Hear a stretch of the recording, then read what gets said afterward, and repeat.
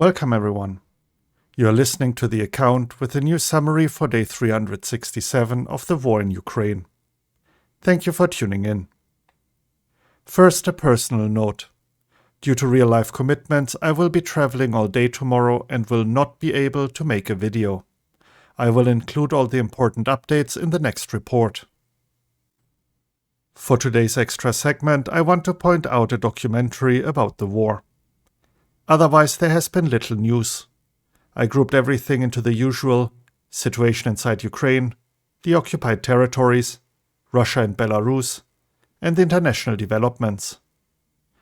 But before we start the news, the flashpoints along the front. Kreminna. Nothing is really changing here lately. Russia reported shelling of Ukrainian positions around Dmytro and Kreminna, meaning the front line has not shifted significantly. Syrskyi, head of the Luhansk Oblast military administration, reported that a Russian assault of 3 companies ended in failure and only 2 returned to their positions. About 70 dead and another 70 wounded Russian soldiers were left behind. Bakhmut. Heavy battles continue around the city. Especially in the northern parts, the situation is dire. Pictures of Russian soldiers at the entrance of Yahidne were shared today. During the recording, it was reported that Russia has launched a major assault on Avdiivka. And to start the news segment, here the documentary I wanted to point out, titled Year, a documentary project by Dmytro Komarov. The documentary, while showing many scenes from war-torn Ukraine, also interviews top officials of the country. The documentary has English subtitles included in case you want to watch. Be advised that the documentary includes scenes some might find disturbing. Viewer discretion is advised.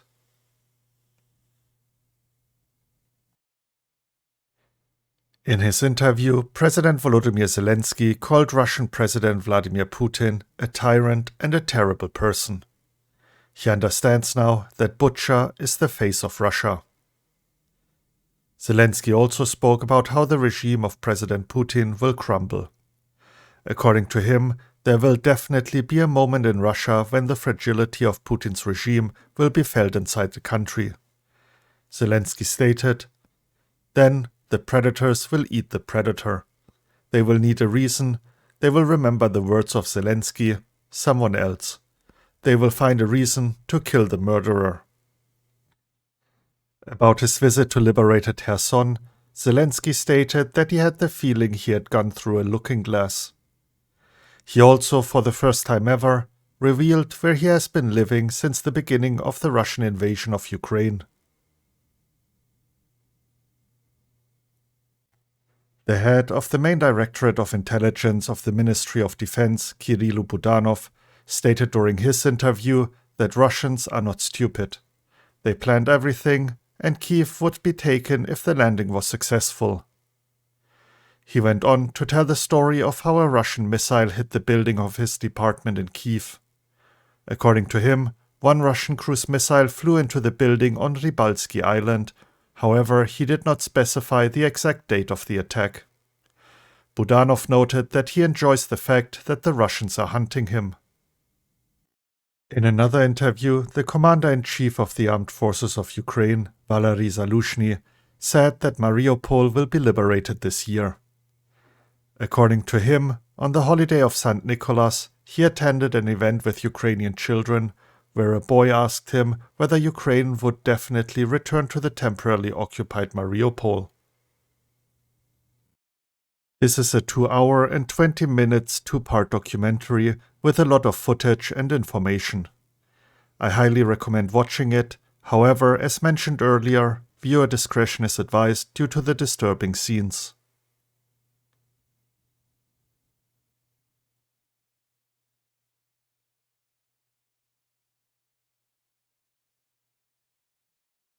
And now a look at all the minor news out of Ukraine.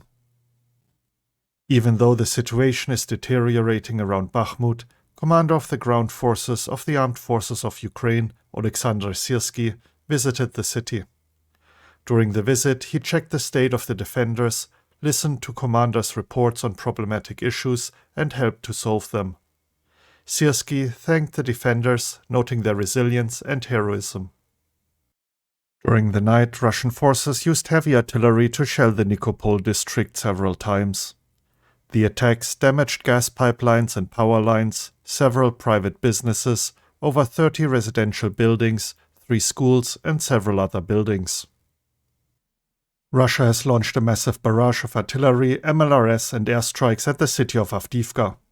During the attack, an airstrike destroyed school number 2. Russia also launched a missile attack on Kramatorsk. An outpatient clinic was destroyed and 21 private houses were damaged. President Volodymyr Zelensky, in an address to the participants of an event of the Federal President of Germany dedicated to solidarity with Ukraine, stated that Russia is currently occupying 1,877 settlements of Ukraine. Next up, the latest regarding the situation in the occupied territories. Petro Andriuschenko, an advisor to the mayor of Mariupol, once again reported about explosions in the city of Mariupol. An explosion allegedly occurred at a Russian ammunition depot in the city. The local resistance group reported that the depot was destroyed.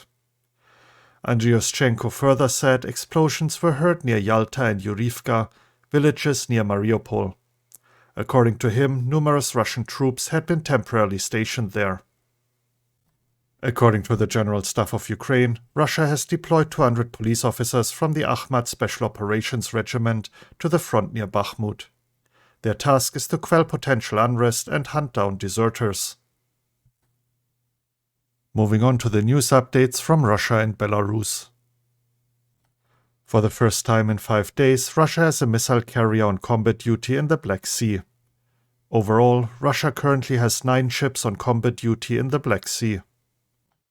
Katarina Ryshevska, expert at the Regional Center for Human Rights, claimed Russian authorities are changing the personal details of children abducted from Ukraine to make it harder to track them.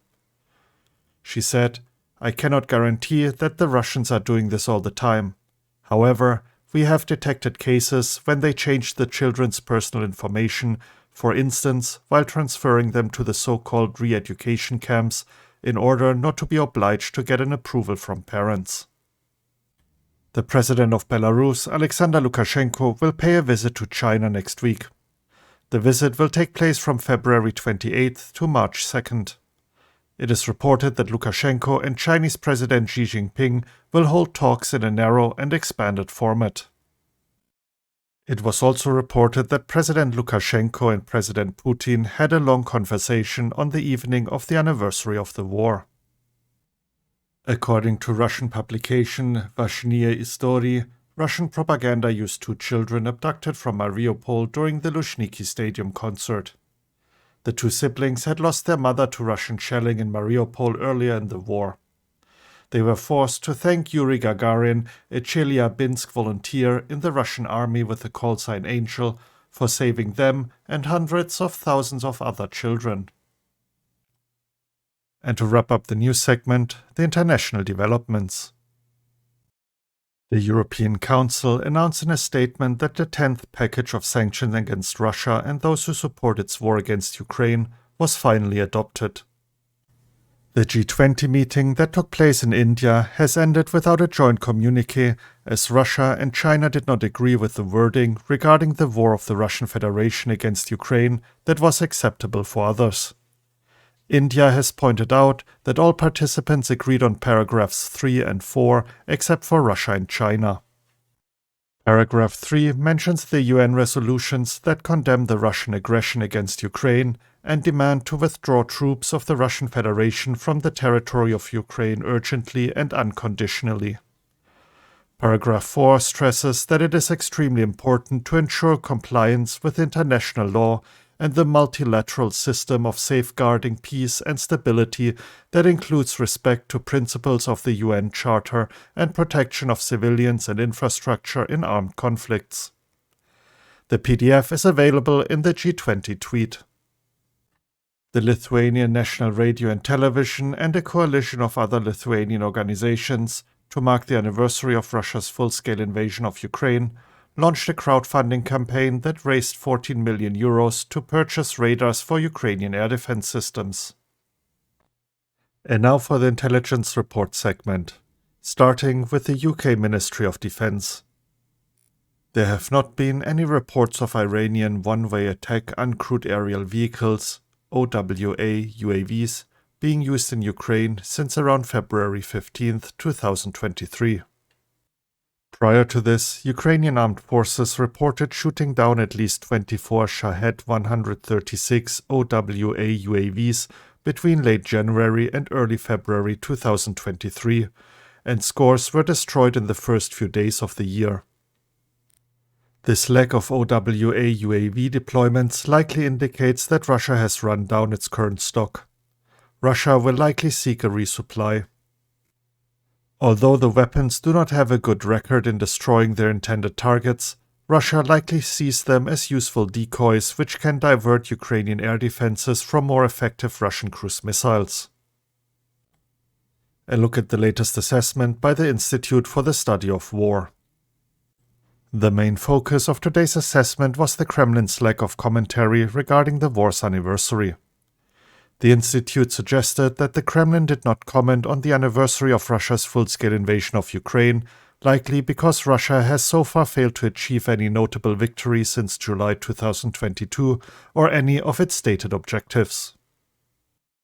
Even though Russian President Vladimir Putin and his administration attended several public events over the past few days, no statements related to the first-year mark of the war were made.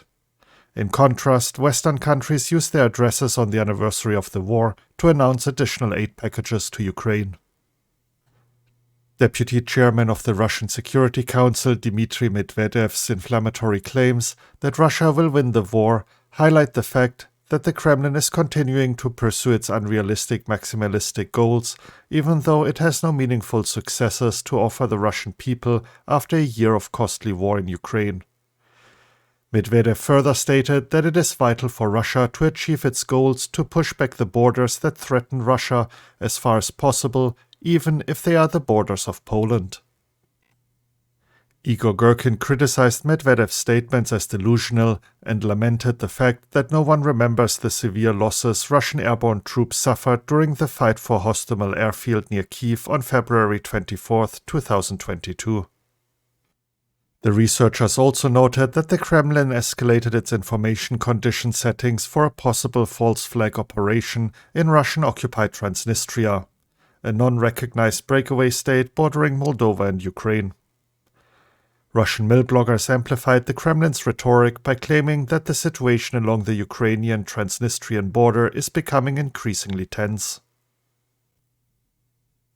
And to wrap up the report, the evening update by the General Staff of Ukraine. During the day, the enemy launched 6 missile and 5 airstrikes. There is a danger of further Russian missile attacks on the entire territory of Ukraine. In the Kupiansk and Liman directions, the enemy conducted unsuccessful offensive actions in the areas of Mariupol, Nevske, Bilohorivka, Spirne, Fedorivka, as well as in the Sibryansk forest area. In the Bakhmut direction, the enemy continues to attack the positions of our troops and made several unsuccessful attempts near the settlements of Orihovo-Vasiliivka, Berhivka, Ivanivske, and Pivnichne district Donetsk Oblast. In the Avdiivka and Shachtarske directions, the enemy carried out offensive actions in the areas of Avdiivka, Vodanye, Pervomaiske, Marinka, and Novomikhailivka settlements without success. In the temporarily occupied territories of the Zaporizhia and Kherson Oblasts, the Russian occupiers are intensifying pressure on the civilian population by conducting house searches. It is known that in the town of Vasiliivka, Zaporizhia Oblast, the Russians have set up a torture chamber where pro-Ukrainian citizens are held. From March 1, 2023, all units of the so-called force structures of the Donetsk Oblast will switch to function under Russian legislation. In this regard, it was announced that the servicemen of the 1st Army Corps, based in Holivka, who have reached the maximum terms of military service, will be released. And that wraps up today's news report. As usual, you can find links to all the articles I mentioned in the description in case you want to read up on the details. If you enjoyed the report and found it informative, please consider sharing it with others and giving me a like. I hope you will join me again next time. Thank you for tuning in and have a great day. You were listening to The Account. Slava Ukraini.